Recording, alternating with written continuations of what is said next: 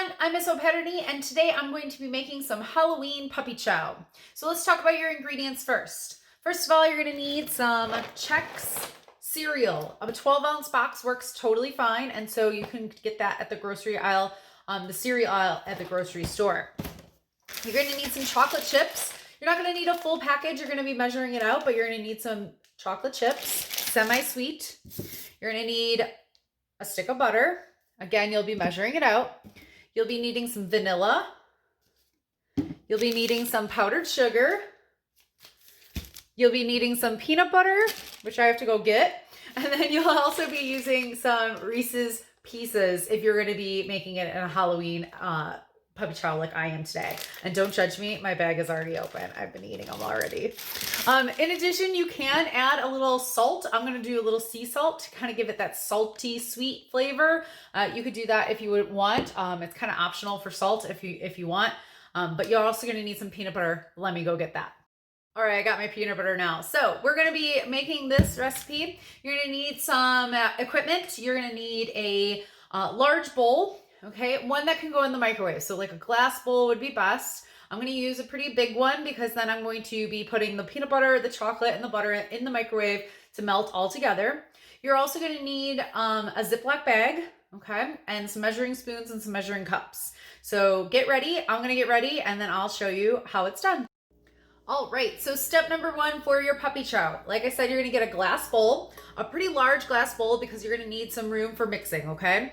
I have my 1.5 cups of chocolate chips, my 3/4 cup of creamy peanut butter, and then 6 tablespoons of butter, all in this bowl. I'm gonna microwave it for a minute, uncovered, okay? A lot of our recipes, we're pretty used to covering everything in the microwave, but this can be uncovered.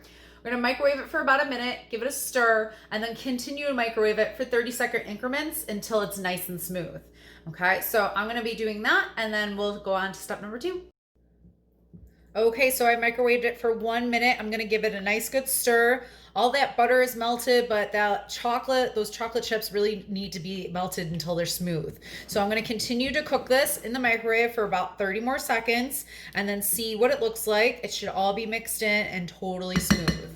I'm gonna leave everything I can in that bowl, clean off that rubber scraper, and get it back in the microwave. Okay, so I microwaved this for an extra 30 seconds.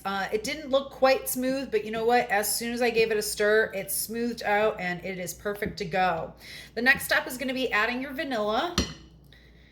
It is going to be 1 teaspoon of vanilla. Remember, you don't want to pour over your bowl of chocolate mixture because in case you over pour. So make sure you pour over a sink, over a bowl, over something like that. Add that vanilla. Give that a stir. Now comes the fun part. What you're going to do is you are going to put inside a different bowl, you are going to put some of your cereal. So you're going to use the whole box if you're going to be following my recipe. You can always cut it in half or anything like that if you wanted. But you're going to put inside a large bowl, enough for you, big enough so that you can actually stir it.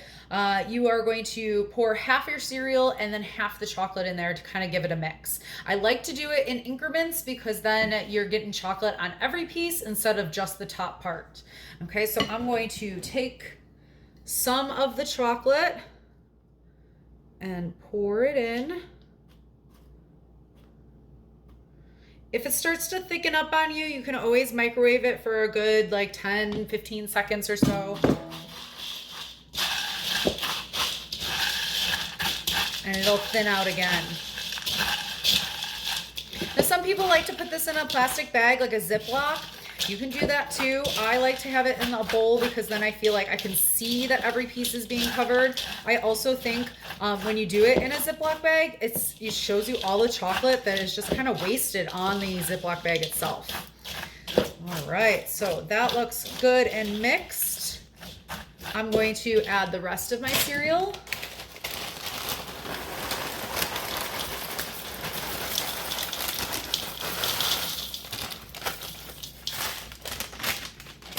And the rest of my chocolate.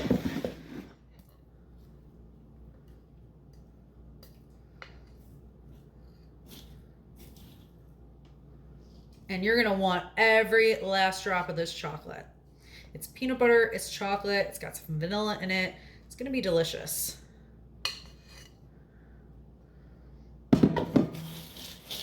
Give that a stir. You're only really focusing on that top layer. Once that all gets covered, you can also mix all together then. You do want to be somewhat gentle because the cereal is going to break. I like to use a rubber scraper instead of a spoon. I feel that that's a little more gentle.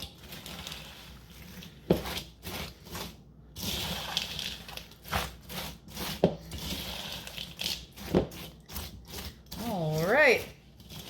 The next portion is something that you are going to do in a Ziploc bag because it just kind of makes it a little bit easier now that it's all covered in chocolate. So I'm going to go get 2 Ziploc bags.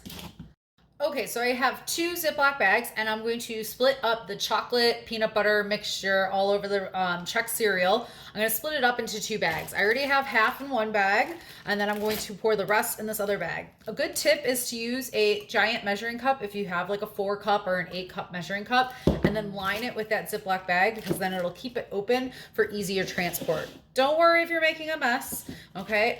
You know, when I was pouring out that first batch, it was kind of all over my counter, so don't worry about it. Oh, there goes a piece already.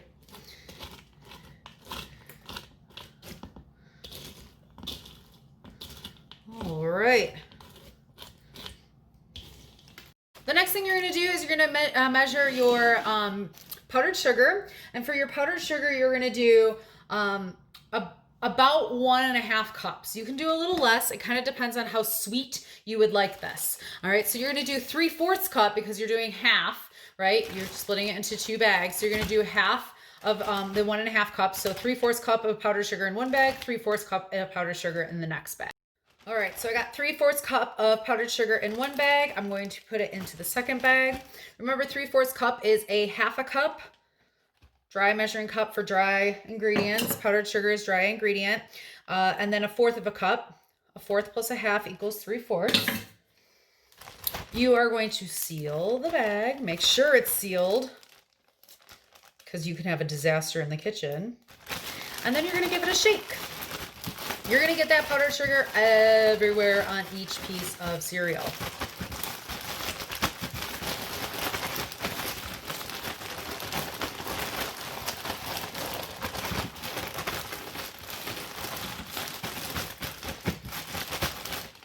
I'm going to seal the other bag.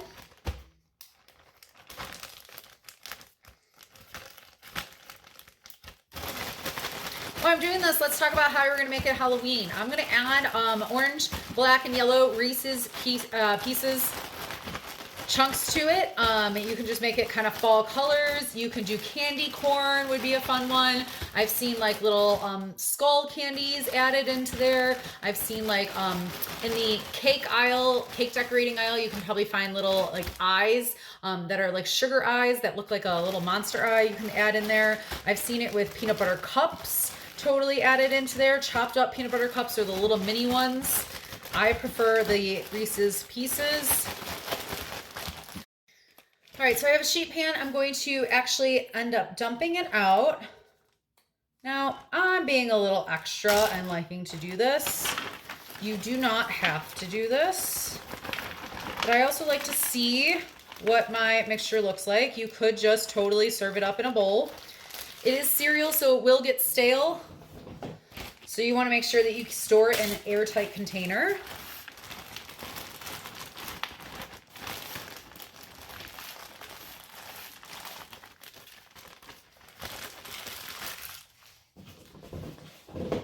Let me get a rubber scraper. I don't want to use my hands on this. All right. Like I said, you can add a little salt to it if you want. I just like do a little sprinkle. I do a little sea salt. Up to you. And then you're going to add some Reese's Pieces to it. The Reese's Pieces aren't going to actually stick to it. You could maybe add it before you add the powdered sugar. They'll stick to a little bit better to the chocolate pieces, but then they're going to get covered and you're not going to see that coloring.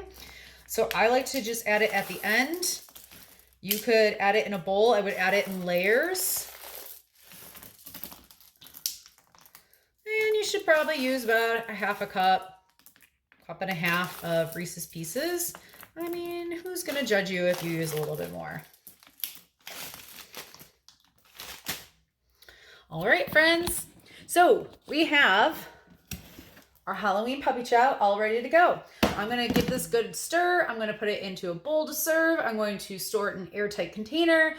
This is a great snack if you're going to be like trick-or-treating or anything like that. Have some friends over. Bring this to like a movie night, like would be super awesome to add to your Halloween festivities. I hope you enjoyed this demonstration and I hope that you make puppy chow at home.